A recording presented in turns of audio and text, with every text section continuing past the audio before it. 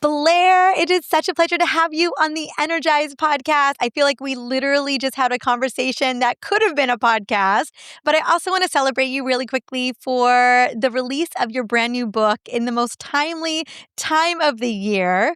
It's called Everyday Elixirs. It's mocktails, it's matchas, it's seasonal drinks. And what I love most about that is not only is it seasonal, but we're inspiring wellness, but in a way that feels really good. So I'd love to hear kind of what was the inspiration behind creating a book like this that is so beautiful, but also can really change the way that we honor our bodies. Yeah, so I actually wrote a book called Teas, Tinctures, and Elixirs. So I wrote this book like 10 years ago that was just for clients. And it was like special drinks that we can have that are not overdoing coffee or overdoing alcohol. And so for like the past 10 years, I've really loved finding ways that we can have special drinks that aren't overly stimulating, overly sugar, overly drinking too much alcohol. And so I think I just got more and more into it over, I guess, COVID. I feel like everyone else was turning to alcohol. And I'm like, when I did drink, it was very much a social thing and it was very light. So during COVID, my boyfriend and I just kind of like we realized we didn't drink at all. And everyone else is like, we're drinking 2 bottles of wine a night. And so I think I became like even more obsessed with like, how can I have something fun that's not alcohol? And yeah, so I just started creating drinks and it's kind of like a little me time moment. Because I feel like most people do that with coffee. I've never been a coffee drinker. I can't handle the caffeine, but can handle matcha. So I wanted a ritual, like people, like clients that I was speaking with would always have these coffee rituals or their wine ritual at night. And I was like, I want a ritual that's like good for me. And so I guess like my passion, I realized other people wanted that too. And here we are 10 years later writing a book that is even more in depth and I think more fun and exciting than those original elixirs that I was making.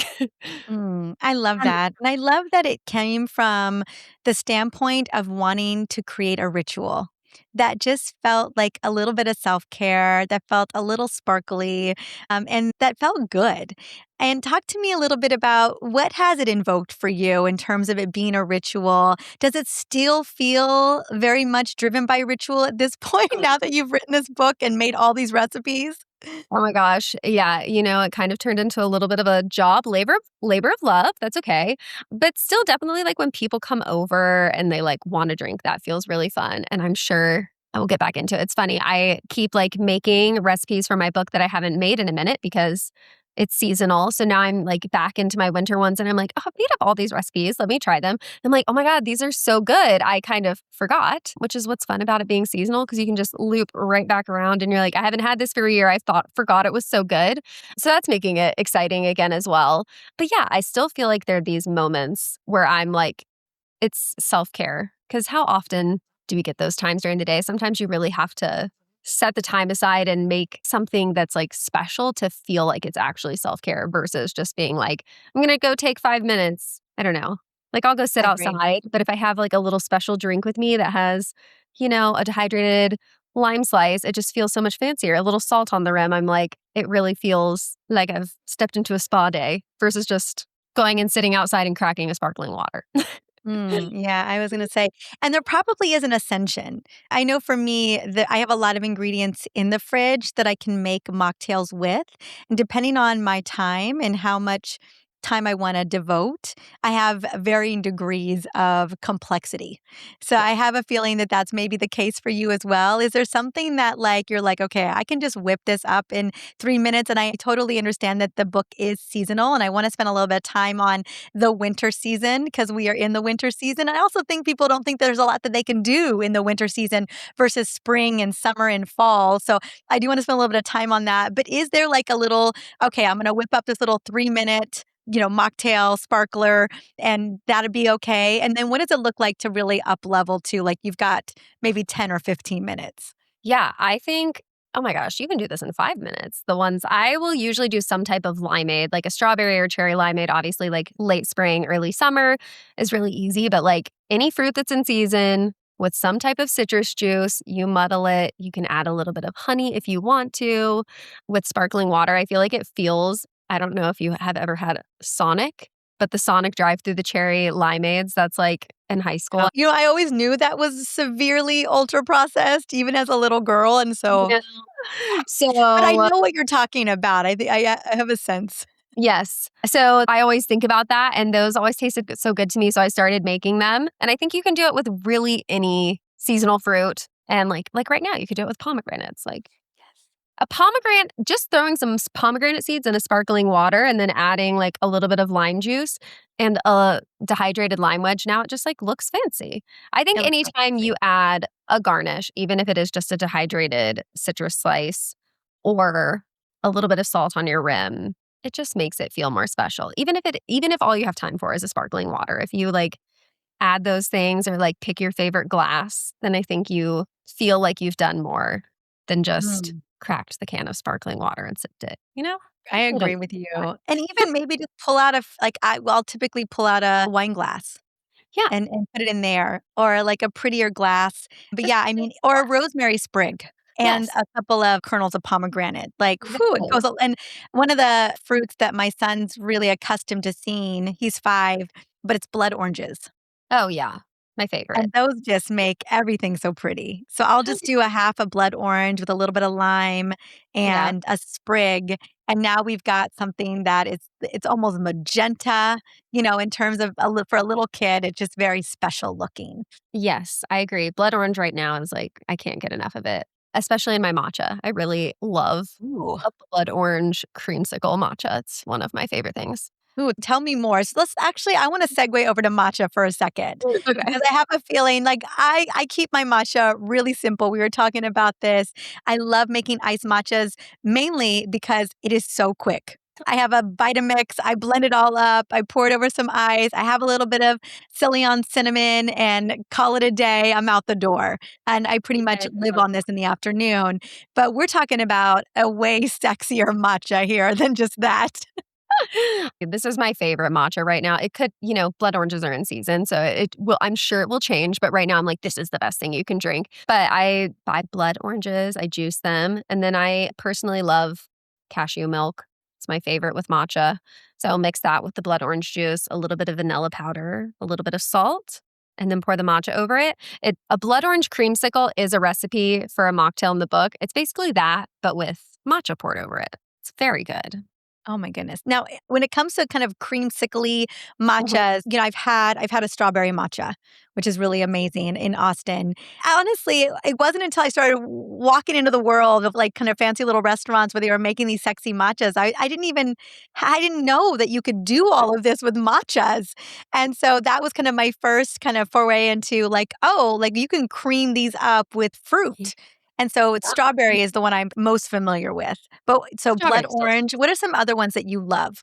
I feel like strawberry, you're right, is a classic. Blueberry is a classic. I made a black sesame matcha. I'm like, the ones that are on my mind are the ones that have been more recent, like seasonal. Black sesame miso matcha, very, very good. But that's like a more complicated recipe. The blood orange matcha is the one I'm all about right now. And then I also do like during the winter, a cinnamon, ginger, cardamom, Mm, get those warming spices in. But I mm, would drink a blood orange creamsicle matcha every day. We're that about sounds to get snow in Denver though, so I'm gonna have to go back to hot. It's been quite warm here and I'm like, I can still have my iced my iced matcha, but apparently we might get like a foot of snow, so then I will be back to to the hot hot. drinks. Yeah, I hear you. The warming herbs. Oh, sounds so yummy. I would love to spend a little bit of time on seasonality. And I mean, I think that this is such a highlight of the book is the seasonal aspect of it because I think we all know inherently that if we're eating with the seasons, like that's such a beautiful way to nourish our microbiome and our overall well-being and vitality. Talk to me about one, I'd love to know what your favorite season is. If you have a favorite season, and then two, how can we really take advantage of the winter season now that we are in winter? Because as I mentioned earlier, I think a lot of us feel like, there's not a lot we can do with the winter. I know. My favorite season is summer. I'm just a summer girl. I like to be warm. And there's obviously an abundance of everything. And watermelon mocktails, I just think are like the most delicious drinks ever. The Heat Wave Hydrator in the summer section of the book might be my favorite recipe in the book. But I feel like I always am like, oh, winter, I get that feeling until I start thinking a little bit. And I'm like, we've got pomegranates, we've got so much citrus. Like Meyer lemons are so much fun. If anyone has not had a Meyer lemon, it's like a sweeter lemon. It has like a more complex flavor, very fun. So I think as I get into it, I'm like, actually, I love everything that's in season now. And you can like dive a little bit more into herbs too. I feel like when there's not as much fresh produce available, really getting into herbs is very fun for me. Butterfly pea flower powder. You were talking about your son and how he likes the really colorful mocktails. I love using butterfly pea flower because it changes colors when you introduce citrus. So I feel like that's always really fun in the winter because you can use the citrus and the herb. And again, focusing on those like warming, grounding spices. I feel like we all want Mm. that during the holidays. We're like cloves, cinnamon. And then as soon as January hits, it's like, okay, spring. Can we get all the fresh ingredients again? But, there's so many fun spices that we can get into and like make taste really interesting, combining them in different ways. Mm. So basically just kinda carry the holidays forth. If whatever Yeah, you were making then, just point. keep it going. That is very much the vibe for our house is keeping it going. I also think about ways, from a mom standpoint and even just a woman in midlife standpoint of, when I'm making these mocktails, do they have adaptogens in them or are they bringing in some like the blood oranges? Are we getting some like really great vitamin C or other good nutrients in there as well. And so when I'm building mocktails, and I feel like this has been very much the vibe of your book of like, ooh, we're actually getting some really great benefit, particularly when I'm building mocktails for my son. Like I want to keep the sugar low. In a time where, gosh, it's sugar's abundant everywhere. And so I want to keep the sugar low, and I also want to keep the nutrient density high. And so I'm often doing a lot of citruses. Often doing like straight up pomegranate kernels or like straight pomegranate juice, or I'm even going to I was telling you, like a juice place and getting like a beet, carrot, orange juice or something like that as a base and then building from there so that we're getting some of that good nutrients. It's really pretty in color and then it also tastes good as well. Totally agree with that. I feel like everyone always asks, like, how do you get inspired? And it's like, well, what's in season first? And then build from there. Add some spices, add some herbs. How do we make it really interesting and fun? I love that. I love that. Now, I know you'd mentioned the summer recipe that you absolutely love. Curious, in terms of us thinking about this in a practical sense, I know that we can be drinking matchas in the morning, we can be drinking them early in the afternoon, and then mocktails are often in the evening. Are there specific drinks that you focus on or that you recommend focusing on at different parts of the day? Yeah, some of the drinks have not, there's only actually four matchas in the book. I was trying to cool it on my matcha obsession, one per season. But some of the other drinks have green tea in them or yerba mate, black tea. So there are some like more energizing ingredients in some of them. And then some have like a little bit more of a focus on relaxation. Like there's a chamomile lemonade that's relaxing. There's a couple like sleepy time drinks in there, a Velvet Dreams and a sleepy time spritz that are kind of fun as well. So there's definitely, a little of both. But then a lot of them I feel like are just more, I like to think of them all as hydrating. I feel like people are like, what's a hydrating drink? And I'm like, anytime you're getting some extra liquid, it's going to be hydrating. And I love to put a pinch of salt in pretty much all of them to bring out the flavor, but also to help our bodies take in, the water or Yeah, the a little structured bit less as water. well. Yeah. Yeah. I think we don't think about how important structured water is Yeah. from our fruits and our cucumbers and celery and how beneficial they are to our cells. Yeah. I feel like our bodies are able to use it a little better. So, yeah. Yeah, agreed. Agreed. Let's talk a little bit about, with midlife women in particular, 66 plus percent of us are struggling with sleep issues. And I feel like the sleepy teas and sleepy drinks are all the rage right now. And again, I think it's really anchoring us in ritual, Yes. having this, drink about an hour to an hour and a half before bedtime. Right now, it's kind of like the lazy woman's way of, right now I'm just making tea. at the Yeah. moment. I'm so proud of myself for, like, making a tea every single night, but that's as good as it's getting right now for my sleepy time drink, and they're Yeah. often sleepy teas or they're adaptogenic teas, but I would love to know, what are some of the ingredients that excites you about some of these sleepy teas, and have you Yeah. gotten any feedback about them? Yeah. I mean, I'm the same as you. I'm mostly making teas because obviously warm drinks They're can also be really good for helping you get to sleep as well. But sometimes you're just like, I want something fun right now. Obviously, tart cherry, people, think about that for sleep. So they do, a lot of them have tart cherry and then some relaxing herbs. I didn't use much valerian in my book just because I feel like it's a little bit, has a strong flavor and also like a It's little more very strong. challenging. It tastes terrible, let's be It honest. does not taste good. I made a syrup with it the other day with, like, a lot of other herbs in it, and I'm like, "It's still pretty intense, but, like, you can manage it in a syrup." But I love chamomile for any type of sleepy drink, like a ca I have, again, like I said, a relaxing or calming chamomile lemonade that I think is really nice.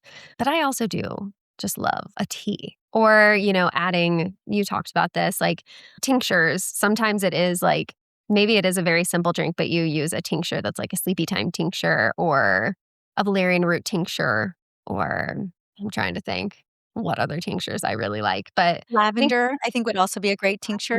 lavender, Mhm. lavender is like so floral to me that I don't always I was love the curious drink. because 'cause I've had a lavender matcha as well. I feel like I those are do all the rage. I do actually like lavender matcha, but for like lavender in a tea is like overpowering for me. This is my own issue. No, no, absolutely. No, I hear you. It's very, very floral. Very floral, but I love rose. Everything rose, which is also floral. So, that's an Mm. enigma. Just kinda getting where you fit in. Yeah. I love that because I know that women obviously there are different drinks that people are buying, and they're putting magnesium into their drinks as well, and so I Yes. was really curious about kinda what that was looking like for you in terms of creating these drinks. Yeah, definitely magnesium. I feel like I only have like 3 sleepy time drinks in there, but they're fun. There's a tart cherry one and the chamomile, and I think the other one is tart cherry as well. They're just like different flavor profiles. Yeah. Mhm. I love that. And then the other thing we were talking about before we got started was, when I educate about mocktails in particular, it's always about blood sugar friendly mocktails, like even blood sugar friendly hot chocolate. Like, how do we keep it kind of, you know, to a point where we're not going to, especially when we're drinking some of these drinks after dinner or in the later evening, because that's when we think about drinking wine or we're drinking champagne. And so if we're subbing it out, how can we be mindful? And so I know that a lot of your recipes as well was mindful. Like there's a lot of like you can add a little bit more honey, you could add less honey, just trying to figure out what you were thinking. Was blood sugar an aspect for you in this book? Yes. So my background is in holistic nutrition. Blood sugar, I feel like, is like the number one thing that we're all talking about because it's very important. If your blood sugar is not balanced, your mental health is not going to be great. I don't have to speak to you about it. So that's very important to me, keeping the drinks lower in sugar. And that's my biggest issue is ordering a mocktail out and about is that I'm never going to drink. I'm like, I took one sip and I can't do it. So I wanted something that's not overly sweet. And then I do have a couple in the book, which I really like using this is they're not typical shrubs, but I call them shrubs because I'll add Mm. a tablespoon of apple cider vinegar to them. So they kind of have that like shrubby taste where it's vinegary, but all you have to do is add a spoonful of apple cider vinegar versus making a whole.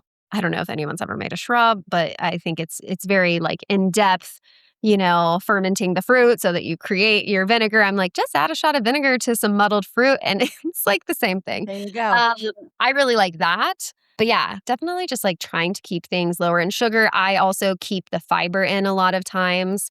So if you are muddling fruit, not straining it, just keeping it in so that you can get the whole fruit as well. I know some people, my brother always complains about that when I make him a drink. He's like, why is it there pulp in here? And I'm like, you can strain it if you want, but like I want to eat that little piece of strawberry at the end. You're like, I am trying to protect your gut microbiome. Okay, you're welcome.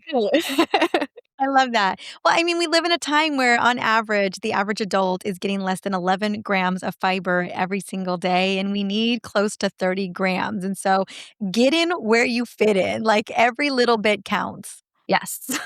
Even in your I love the drink. blood sugar aspect of things, and I also love, we obviously we're recording this in January, the book is out, and it is Dry January. And, I have a solo episode coming out pretty soon on just connecting the dots between women's health, alcohol consumption, and even cancer risk. And so I have a feeling, people are, buying this book this time of the year because they do want other options. They want it to feel fun and sparkly without the consequences. Like, there are mornings where I wake up and I still feel like I got good sleep, or at least my Whoop says so, and it feels like I have a bit of a hangover. Then there was no alcohol involved. So, like, I'm just Absolutely not. navigating how am I going to feel on an average day without alcohol, let alone bring Right? alcohol to the mix. Like, that is the fastest way to train wreck myself and so many of my patients. And so, was there a bit of an impetus for that with this book, just offering solutions or options that were not alcohol driven, that really still lended to celebration? Yeah. I mean, that was like the biggest thing because for me, again, I've never really drank that much, but I always wanted to go out with my friends to like a happy hour and order a fun drink. And it's just not really, like we said, they're overly sweet or you have alcohol. There doesn't seem to be anything that's like good for you about them. And I'm like, I want to know that I'm putting something good in my body while also still having that like special ritual. I'm having fun. I'm out with my girls and I'm like, well, I've got to do it myself then because apparently it's just not a thing. And I think there's plenty of other people who feel that way. And there's also people that do still want to have alcohol, and that's fine if you want to do that. Then I also think, like, how can you make your drink better and have some benefits to it? So I have people ask me, they're like, oh, well, can I add alcohol? And I'm like, well, first of all, stop being a loser. Not just that you're a loser if you drink, but it's like this, like, I think it's because I'm from the South. I feel like the drinking culture is very intense there. And I'm like, add alcohol if you want. At least it's still better than like the typical drink that you would be ordering at a bar, like because it's made with real ingredients and no refined sugar and all the things. So there's definitely, focusing on like, I'm always focusing, how can we add in the good versus focusing on taking out the bad? So that was kind of my goal. That's always my goal, as a nutritionist, anyways. But that was like really my goal with the drinks is how can we add in really fun drinks and with really good ingredients that maybe make you not want to have the alcohol as much because now you have this other option that probably tastes better, you're going to feel better, and it's probably going to be prettier than what you would have gotten at the bar anyways. Agreed. Yeah, Yeah. agreed. And again, you're absolutely right. I mean, if you're still wanting a little bit of alcohol for the sangria, for instance, you Yeah. could do a champagne topper on top Yeah. of that and still get Yeah. all the benefits that you had from that mocktail sangria with a little bit of a topper. I guess it's so funny. I guess I go black and white. Like, I'm just like, either it's a drink or it's a mocktail. It can't be a combination of the two. But I do see that, like, where, hey, if we're gonna make a drink, maybe it's gonna have a little bit of champagne in it. At least the bones, the foundation of this drink has got blood orange in it. It's got like Yeah. real pomegranate juice in it. It's not Red Bull and vodka at the. Exactly. I'm like, if you want to make one of the margaritas and you want a shot of tequila in it, that's way better than the margarita that you would have gotten at the bar.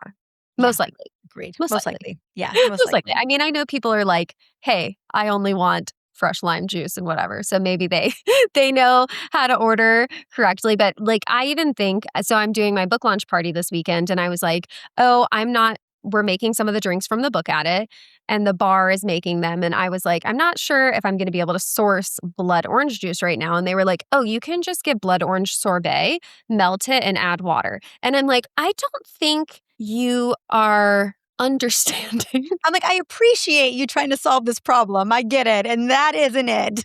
I'm like, I think we're on a different page. The whole point is to use real food and real food ingredients, no refined sugars. But I do love your problem solving. But we will not be doing that. I hear that. I hear that. Yeah. Yes. But again, appreciate the out of the box thinking, but like, yeah, we're not diluting sorbet. No, It's they're like, great. this is what we do if we can't find an ingredient. I'm like, okay. Well, if I can't find blood oranges, I'll just get regular oranges and we'll juice We'll those. get some cara It's caras fine. and we'll do that. It's Yeah. fine. Car cars are I'm really actually loving car cars right now. They're so yummy. And So again, delicious. for us in our home, because again, with a little magical 5-year-old, the caracaras are pink. So There. it's about the color. So Yeah. we will talk about blood oranges and how beautiful blood oranges are. And he's not so much concerned about the taste, although, blood oranges are, oh my God, they taste amazing.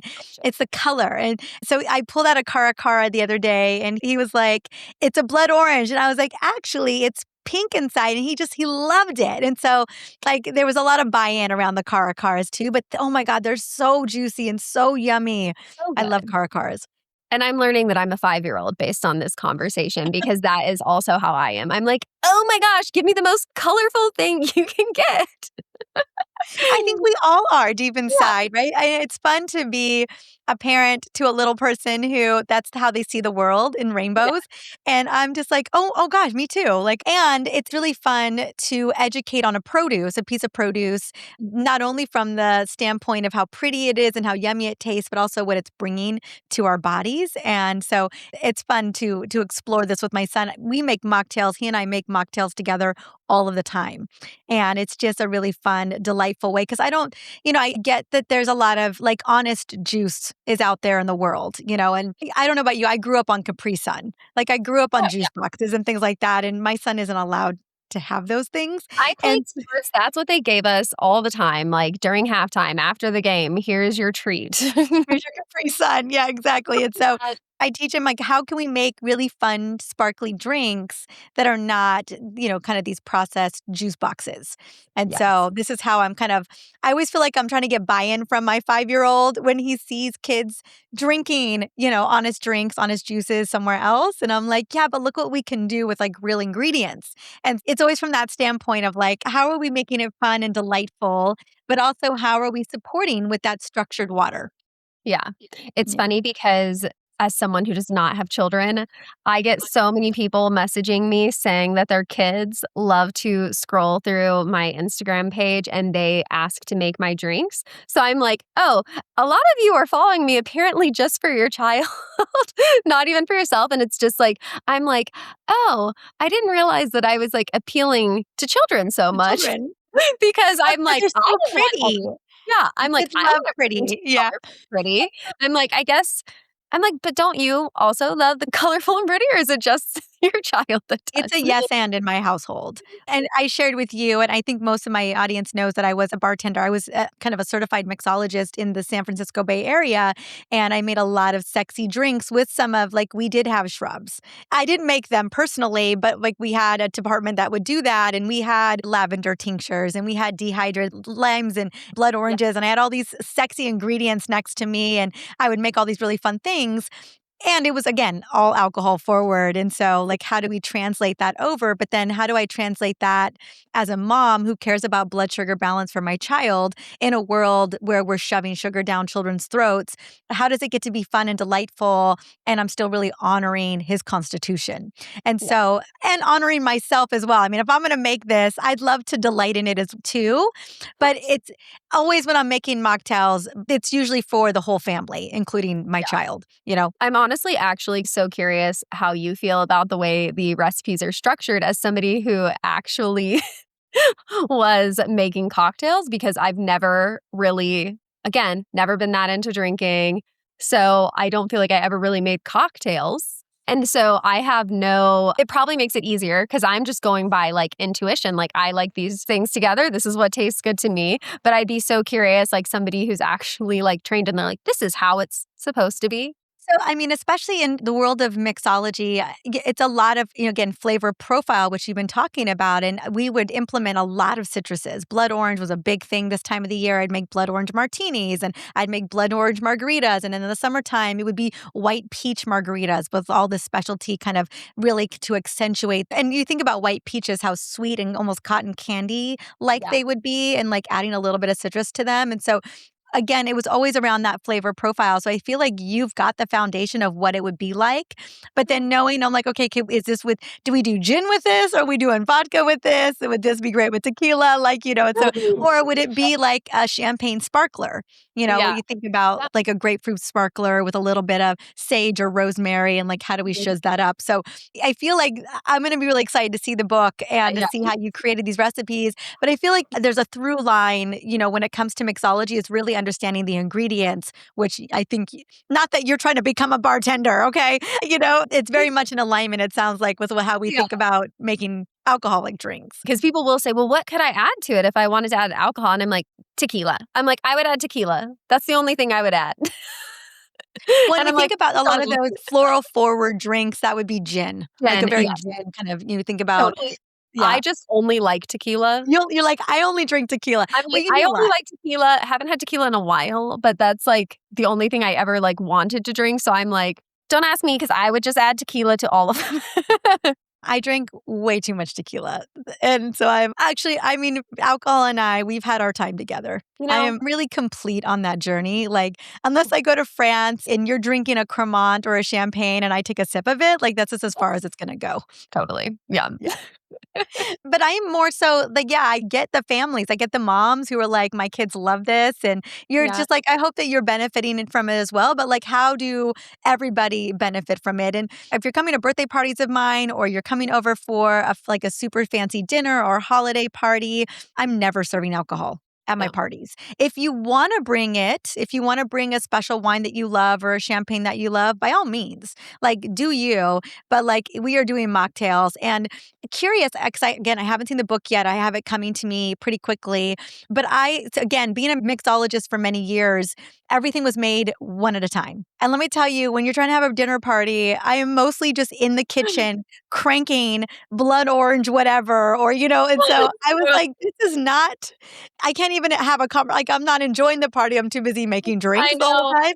And so now I'm actually doing more pitcher style. Yeah. And that's, I don't know, this newfound epiphany, literally this last holiday party that we had, is like, I could actually make this in a pitcher and then add the little special kind of herbal ingredients and add the garnish and make it pretty. And so I was curious, are there any of the recipes that are like, that, like, for instance, the margarita recipes that are actually more pitcher?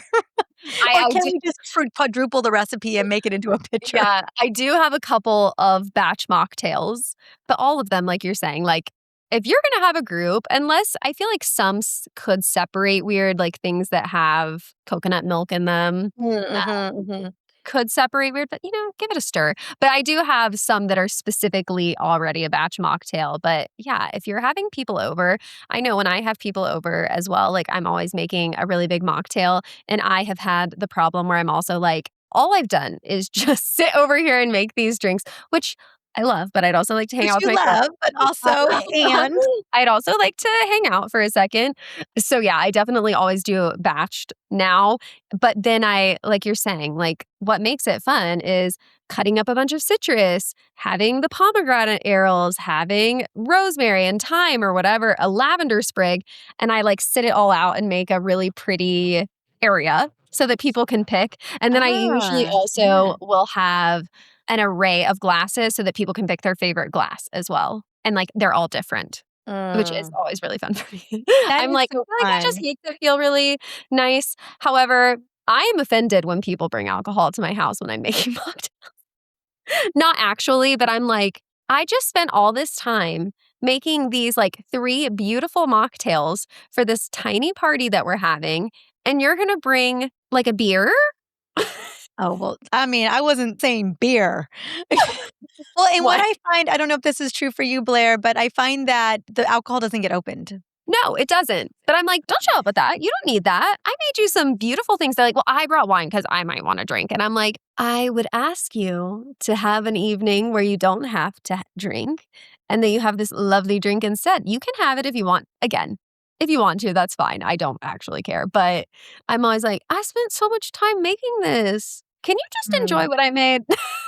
I love that. It's interesting. Yeah. I mean, in the thread, in the text thread, and I think anyone who's coming to my parties at this point, they're often very intimate. Everyone knows. Yeah. Like, and I'll put like we're always making the main.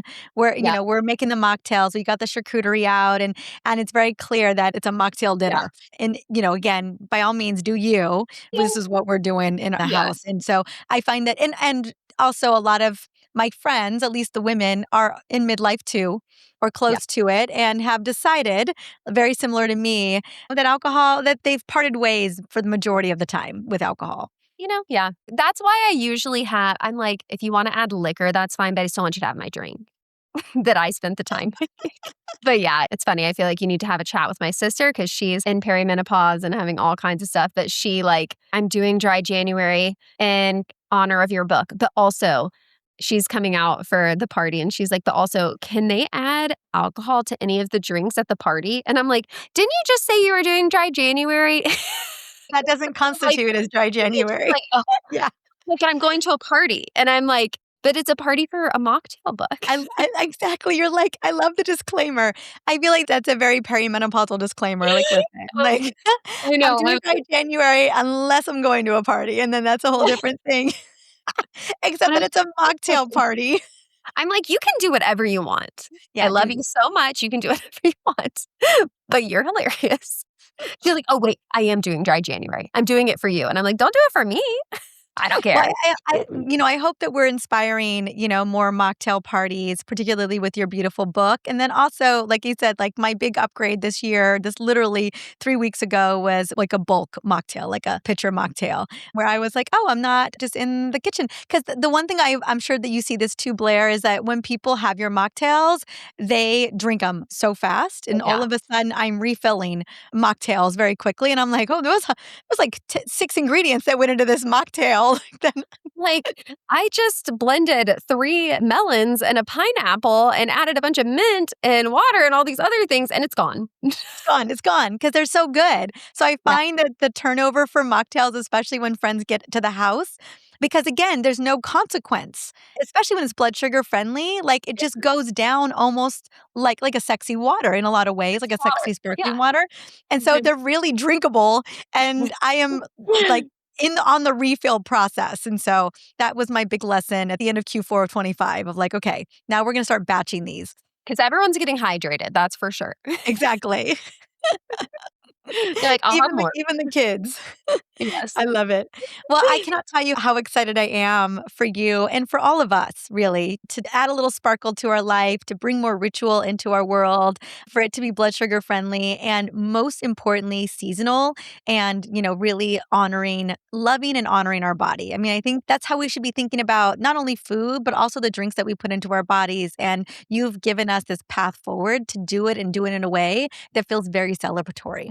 Thank you. I agree. And I do like you said, like some of us in winter were like squirrely and like, I don't know, I just want to sit. And I feel like actually looking at what's in season and getting excited about things does give you like a little more or something, you're like, actually, there's some pomegranates are amazing. Pomegranates are actually the sexiest fruit, I think. Hands down. I just love like And picking them open and sitting them. they pack such a nutritional punch too. Like, Yes. whew. And My we think about for women, pomegranates, if you open them, you slice them, they look like ovaries. Yes, And they so they do. are phenomenal for Um, ovarian health. My Mhm. mom is here right now, and I've been opening pomegranates and they're a labor of love. They take a little bit. They It's kind are. of Oh fun. my I gosh. kind of enjoy it though, but Do she you keeps have a eating. strategy or a technique that you love to pound out the Yes. fruit? I cut the top off and then go along the little white edges, open it so it looks like a flower, and then I Mm. smack it over a bowl. Or I enjoy it. So sometimes I just hand pull the seeds off because sometimes it's nice and meditative for me. However, my mom keeps eating them all. She's putting them in her water every 5 seconds. And I'm like, I love that you're doing that. But I'm opening a pomegranate every day, knocking these seeds out for 10 minutes, and then I don't get to have it. She's like, I birthed you, okay? It's like, well, I hear you. I find, especially with women with perimenopausal rage, if you really want to get that rage out, just beat a pomegranate into a bowl. Like, wear black, but beat it. yes. It will also splatter all over your kitchen. Yes. So just be prepared. Well, I am feeling deeply inspired. I'm hoping everyone is feeling inspired as well to even just go to the store and get some blood oranges. One, go get the book. And the other thing I wanted to just mention that I shared with you, Blair, and I'm curious, I wasn't sure if you did this as well. I hope that you do, but I was telling you how when I go to a fancy restaurant or a nice restaurant, really anywhere out at night, because that's such a thing, like it's such a big thing for me, I make my own mocktails in my Stanley and I take them to dinner. Occasionally, I'll buy a sparkling water there and I'll just add it to my Stanley, add it to my unsparkled mocktail, like to Yeah. kind of feel like I'm still buying something from the restaurant. But usually I'll make the whole thing and I'll make one for my son, I'll make one for me. So we have our sexy mocktails at the restaurant. When you So told me that, I was like, wow, I've never thought of this, and this is a genius idea. And I'm shocked that I haven't because I came from the family that when you went to the movie theater, you would bring like the the biggest whole purse. thing. Us as like 10-year-olds are carrying like our mom's purse with like all the snacks and like our popcorn that we popped at home and olive oil. It's I mean, like, yes, so not only does it save money, but also it protects you if you want yeah, you can give it for like that. I definitely was the kid at the movie with all the snacks from all the the drugstore, the grocery store down the street. But I think more so for me, and yes, it definitely can be a money saver too, but I want to enjoy something and there is no I mean, I've been to one restaurant with a blood sugar friendly mocktail. they can't be trusted. So you're like, I want my own and I still want to enjoy something nice out. Like, again, matcha's out, mocktails out. It's like, I still want to try them. And then I'm always like, well, I won't be drinking this. And then they always come over and they go, is it not good? Is something wrong? And I'm like, it's good. But it's so, Look, they're it's not always mine. so sweet. It's so I'm sweet. like, I took 2 sips. I tried it. It's good It's ish. not worth it, especially if you're I mean, like we were talking about being sensitive to extra sugar or not feeling like here's the thing, you're gonna feel that blood sugar response on the back end. Like it doesn't feel good. Also, especially if you're doing this at dinner, it's probably gonna wreck your sleep. And so it just to me, I'm just gonna I'm make my also I'm I'm not gonna lie, a little bit of a control freak when it comes to like what I put in my body. And so if I can just make it like and we're talking again, like you said, 3-5 minutes before I'm leading out the door. I just make a quick little mocktail, put it in a Stanley. Here we go. So I'm gonna start doing this, and my boyfriend's gonna be very embarrassed by me. And I'm no gonna be one's like, gonna know. no, no, Nobody knows. nobody knows. I told you I made a mocktail for this interview today. Again, it's just lime. It's a little bit of Caracar orange. It's Pellegrino and a little bit of salt. And this is my little mocktail for our interview today. Delicious. Mm. So I'm telling you, you can take them anywhere, even to an interview.